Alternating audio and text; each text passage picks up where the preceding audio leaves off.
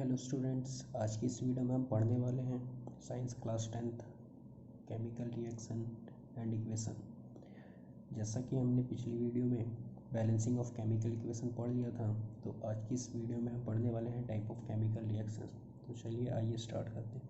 Type of chemical reactions में पहला type है कॉम्बिनेशन रिएक्शंस। तो कॉम्बिनेशन रिएक्शंस क्या होता है? Those chemical reactions in which two or more substances react and give single product. वैसे वो केमिकल रिएक्शन जिसके अंदर दो या दो से अधिक सब्सटेंस आपस में रिएक्ट करते हैं, कंबाइन होते हैं और सिंगल प्रोडक्ट का फॉर्मेशन करते हैं। जैसे मान लेते हैं कि ए कोई सब्सटेंस है और ये बी किसी दूसरे सब्सटेंस के साथ रिएक्ट करके किसी सब्सटेंस का फॉर्मेशन करता है जिसकी केमिकल प्रॉपर्टी ए और बी से बिल्कुल डिफरेंट होगी। या फिर कोई सब्सटेंस ए बी सी तीन सब्सटेंसेस आपस में मिलकर एक डी सब्सटेंस का फॉर्मेशन करते हैं, सिंगल सब्सटेंस का फॉर्मेशन करते हैं। इस तरह की केमिकल रिएक्शंस को हम कॉम्बिनेशन रिएक्शंस कहते हैं। आइए एक एग्जांपल के साथ समझते हैं। जैसे कैल्शियम ऑक्साइड है और वाटर है, जब ये दोनों आपस में कंबाइन होंगे तो कैल्शियम हाइड्रोक्साइड का फॉर्मेशन होगा। साथ ही साथ इसके साथ हीट का भी फॉर्मेशन होता है। तो यहाँ पे प्रोडक्ट केवल कैल्शियम हाइड्रोक्साइड है, इसीलिए इसे कॉम्बिनेशन रिएक्शंस कहेंगे। दूसरा एग्जांपल देखते हैं। जैसे मान लो कार्बन की रिएक्शन अगर हमने ऑक्सीजन के साथ कराई तो कार्बन डाइऑक्साइड का फॉर्मेशन होता है। या फिर हाइड्रोजन की रिएक्शन ऑक्सीजन से कराएंगे तो वाटर का फॉर्मेशन होता है। अमोनिया की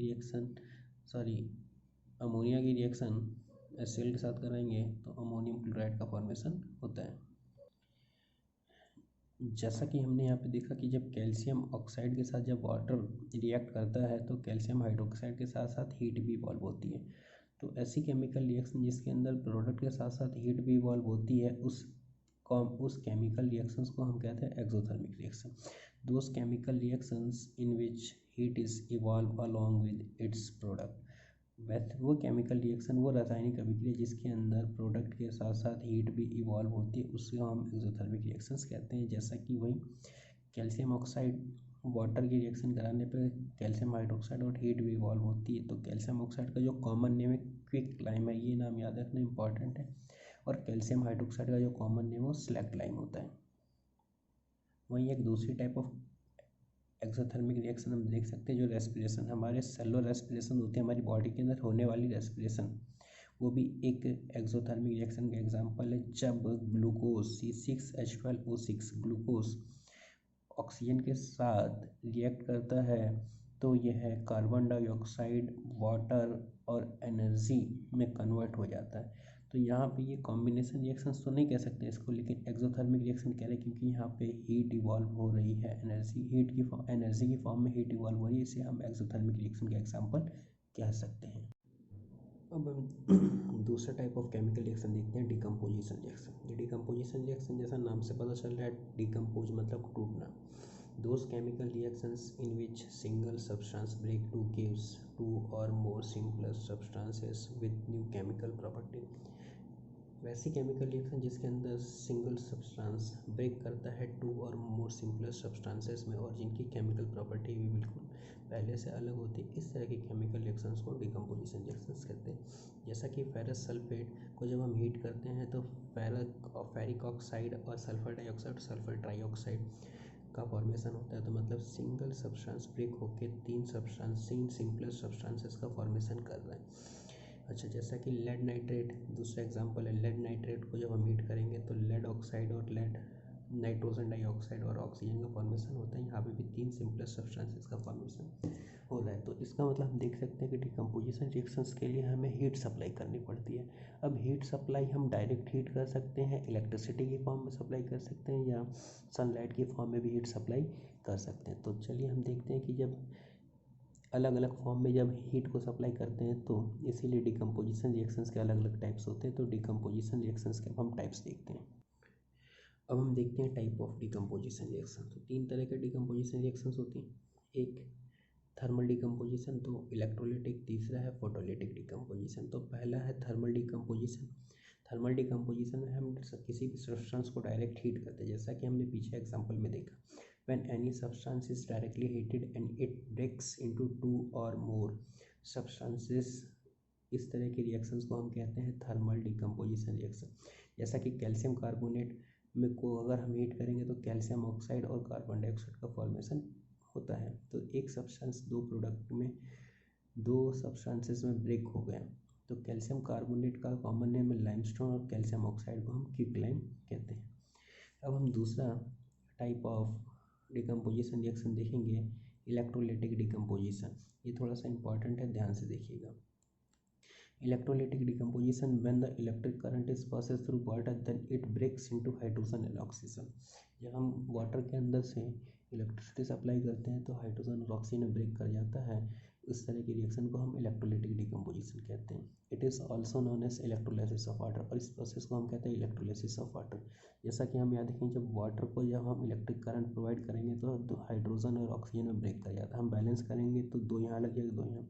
इसका मतलब है क्या कि दो वाटर के मॉलिक्यूल्स ब्रेक हो रहे हैं और दो हाइड्रोजन के और दो ऑक्सीजन के, सॉरी एक ऑक्सीजन का मॉलिक्यूल प्रोड्यूस हो रहा है।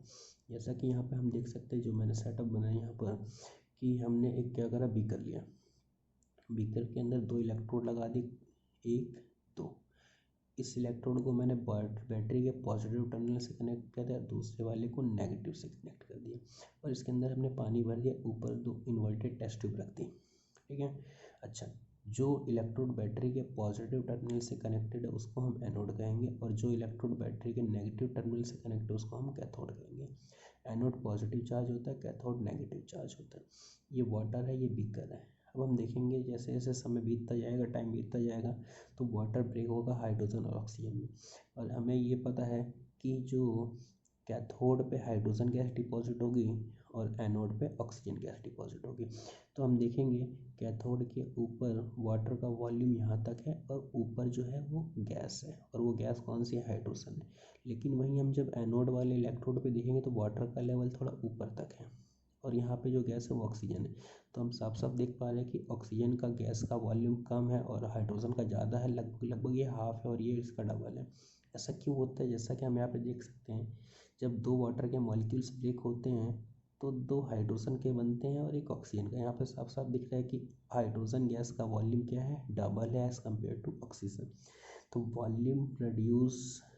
Volume of produce hydrogen gas is double than that of oxygen gas, because when two molecules of water breaks then it gives two molecules of hydrogen and one molecules of oxygen gas। तो exam में question पूछता है कि hydrogen gas का volume double क्यों oxygen के, तो हम ये आंसर लिख सकते हैं। और वहीं पे ये भी पूछता है कि किस इलेक्ट्रोड पे कौन सी गैस डिपॉजिट होगी, तो हमको जैसा कि पता है जो hydrogen gas would be deposit on cathode, जो कि नेगेटिव है, नेगेटिव इलेक्ट्रोड है, while the oxygen gas deposit on anode, जो कि पॉजिटिव इलेक्ट्रोड है।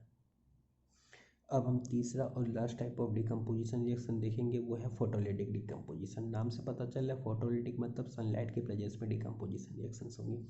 When a substance get breaks in the presence of sunlight it is known as photolytic decomposition. जब किसी भी सब्सटेंस को हम सनलाइट में रख देते हैं और वो ब्रेक करता है सिंपलेस्ट सब्सटेंसेस में, इस तरह के डिकम्पोजिशन को हम कहेंगे फोटोलिटिक डिकम्पोजिशन। जैसा कि सिल्वर क्लोराइड को हमने सनलाइट में रख दिया तो सिल्वर और क्लोरीन में ब्रेक कर गया। यहाँ पे AC दो था, एक था तो हमने यहाँ पे दो लगा दिया, सॉरी यहाँ पे क्लोरीन दो था, यहाँ से एक था हमने दो लगा दिया, फिर Ag दो हो गया, यहाँ पे एक ही था इसलिए हमने दो लगा दिया, बैलेंस हो गया। सिल्वर क्लोराइड का कलर सिल्वर कलर का होता है और सिल्वर का कलर ग्रे कलर का होता है। तो यहाँ पे हम क्या ऑब्जर्व करेंगे, जब सिल्वर क्लोराइड का डिकम्पोजिशन रिएक्शन को ब्रेक डाउन होगा तो हम ऑब्जर्व करते हैं silver chloride turns grey. Silver chloride का कलर कैसा हो जाता है, grey in the sunlight. This is due to the decomposition of silver chloride. Silver chloride का डिकम्पोजिशन हो रहा है into the silver and chlorine, जैसा कि हम यहाँ पे देख पा रहे हैं। This reaction is used in black and white photography. Exam में ब्लैक एंड वाइट फोटोग्राफी के नाम से एग्जाम क्वेश्चन पूछता है कि reaction use in black and white photography. Black and white photography में कौन सी रिएक्शंस का यूज़ होता है, वो सिल्वर क्लोराइड को जब सनलाइट के प्रेजेंस में रख देंगे तो सिल्वर इसमें ये ब्रेक कर जाता है। अब हम देखेंगे इसी तरह सिल्वर ब्रोमाइड, जब सनलाइट में रख देंगे तो सिल्वर और ब्रोमीन में ये ब्रेक हो जाता है। जैसा कि हमने बैलेंस कर दिया, ब्रोमीन यहाँ पे दो था, हमने दो लगा दिए, दो हो गया तो ये एक है, यहाँ पे भी हम दो लगा देते हैं। अब हमने तीनों टाइप ऑफ डिकम्पोजिशन रिएक्शन देख लिया। अब नेक्स्ट वीडियो में हम पढ़ेंगे displacement reaction, double displacement reaction और रेडॉक्स रिएक्शन। Thank you.